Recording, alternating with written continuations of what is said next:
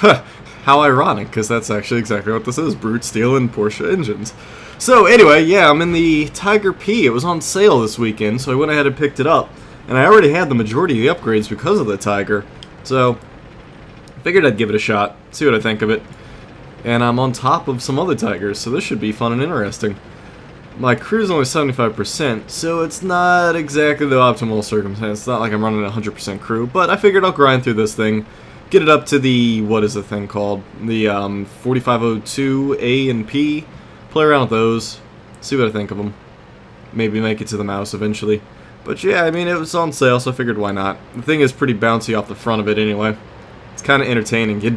You want the hull to absorb the damage, not the turret, because the turret is half the armor that the hull does. And apparently it's a really, really thick 200 armor plate, so...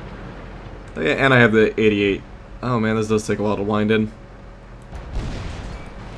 Ah, wasted shot. That's not bad, though. I mean, could use the gun lane drive. But I'm sure with the gunner getting skill, they'll be fine. They really stuffed that area down there. This thing's a wee bit slow. It's not too bad. I mean, I only have the second engine in there, don't have the third. We should be able to take that stuff out. We have a Jagdpanther over there. What am I worried about? So, as for the Tiger P... I don't know, I've never used it, I've only fought against it. Like I said, the only reason I got it is because it was on sale. I know I said I wanted to get like artillery first and everything after I got the T-34, but you can't pass up a sale, obviously. Because half off misses a lot. So, the next thing I want to do though, that's when I'll end up getting a T or S or something or other artillery piece. Not sure which one I want to get yet. Kind of leaning more towards the Jagdpanther, or not Jagdpanther, Panther something something something. Yeah, you you know what I mean. Well, you'll figure it out when I pick it up and start using it. I'll know the name of it then. So yeah, next weekend I am actually going to Cold Wars. There we go, finally hit something. Cold Wars is a Flames of Well. It's a HMGS convention, historical gaming or miniature gaming society, up in Lancaster, Pennsylvania. And it's going to have a Flames of War doubles tournament. I remember I talked about it a while ago. The guys on WWPD have been talking about it because they're playing in it. And I am teamed up with another lesser-known WWPD member, not the, top hosts of the these are podcast people, not my clan people. And I'm teamed up with a, I don't want to say lesser known, but a, how should I word it? I'm teamed up with another person in WWPD who's not one of the main hosts. There we go. So we have a secret list that we've been working on. I don't know if I want to reveal it just quite yet, but maybe I probably should. It's going to consist of, should I really give it away? No, not yet. I'll give it away in my next video. But needless to say, we're running Germans. Steve and Luke of the podcast are running Soviets, and then Dirty John and his buddy Ted are running Germans as well. And so it's going to be an interesting battle. Because we have... Well, basically what you're going to see in the Germans is a lot of T-30... Not T-30, ISU 122s is what I'm imagining. I can't foresee anyone running a lot of T-34s or a lot of T-34-85s. I really just foresee a lot of the ISUs.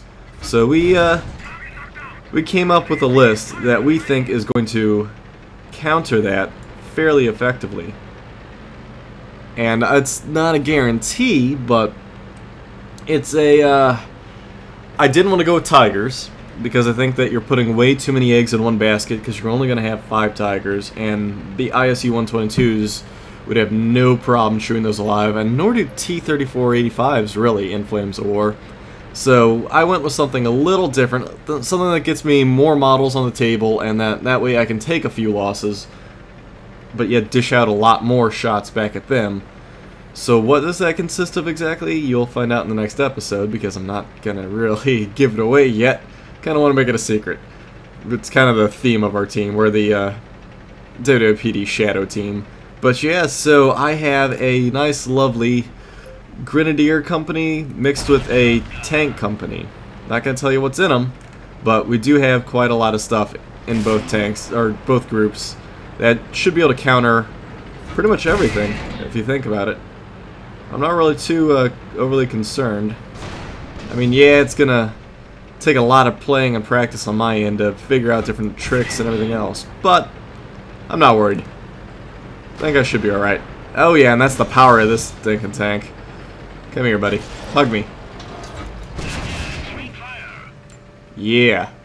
Oh, the Tiger P is so awesome.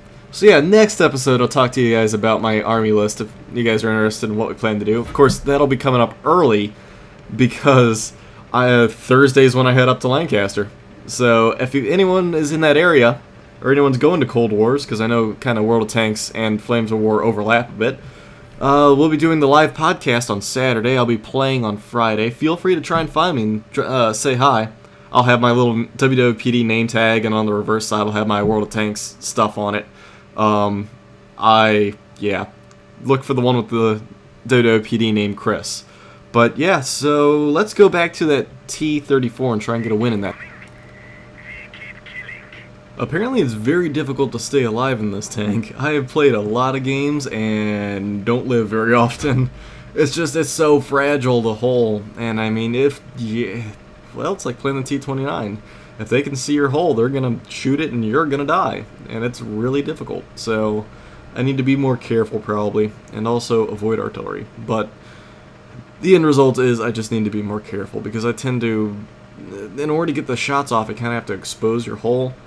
Then when you do that, they have prime shots on it, and that means they're going to do full damage because it does not deflect anything. So it's a learning thing. I'm sure by the time that I'm ready to trade it up for the T-30, whenever the patch is out, I will, at that point, have figured out how to play it better, and I'll be like, oh, well, that was a waste. So I do not know how this thing's going to become a premium. Is it going to become a Tier 8 premium, I think they said? But then what is it going to do? Is it going to use the 105 cannon? Basically just going to be a Tier 8 T-29, that's all it's going to be. So I don't know. We'll have to see what happens to it. Get very careful. Oh man, that's a lot of TDs. You gotta be very careful. Because, yeah, it's gonna hurt.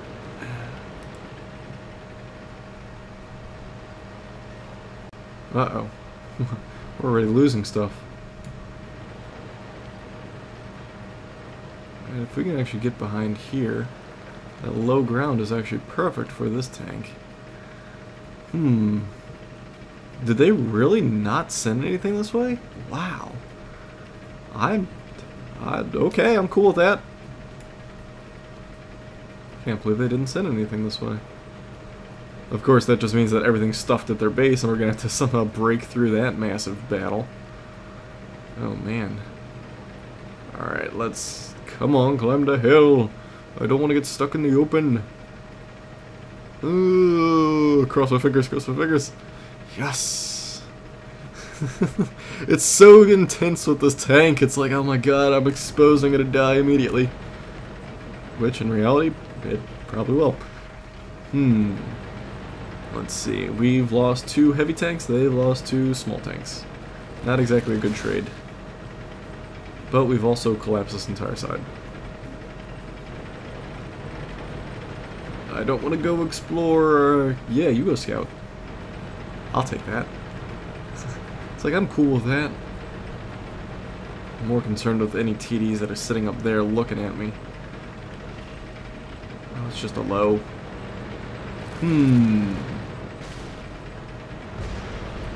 We've taken way too many heavy losses. Need to be a little more cautious. Yeah, I did hit that one, okay. Yeah, I don't want to expose myself. The problem with this tank is, yeah, I should be shooting that low, but anything and everything can penetrate it. So I don't want to necessarily go out and expose myself to unnecessary fire, like, as much as I want to deny it, that ARL could probably penetrate and damage this tank pretty heavily.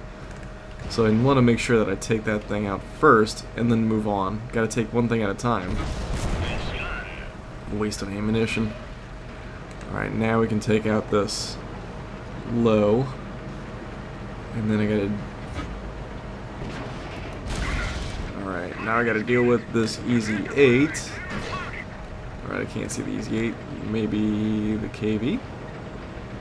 Yeah, it's the KV. Yeah. And the Jagdtiger. Oh, and the T-95.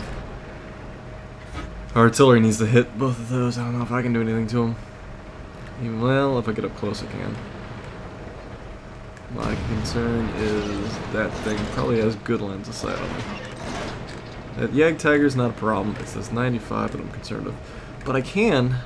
I've been told this thing can really snipe hatches like that really well. Oh God! Don't look at me. He's just looking at me. I don't want you to look at me. Looking at me is very bad. Okay, yeah, go that way. That's it. Okay, I'm cool with this. you just focus that way. I'll shoot this way. You just, yeah.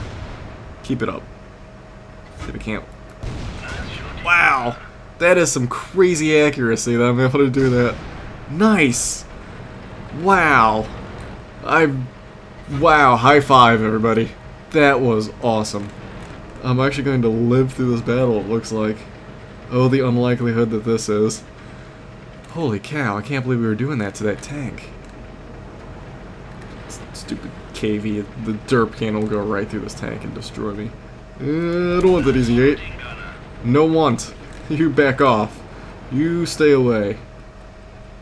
There we go, good call. No want, no desire. Stay away. Oh look, their VK is like all the way on our base. There's no way I'm gonna catch him. I wonder if I could snipe him though. If I get a nice line of sight on him maybe.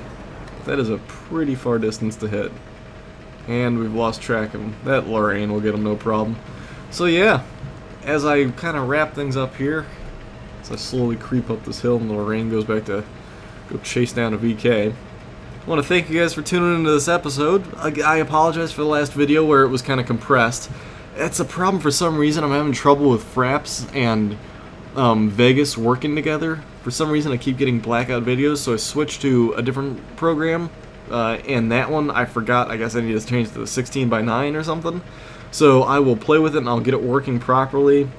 Might just take an episode or two for me to figure out. So again, I apologize for all the technical issues.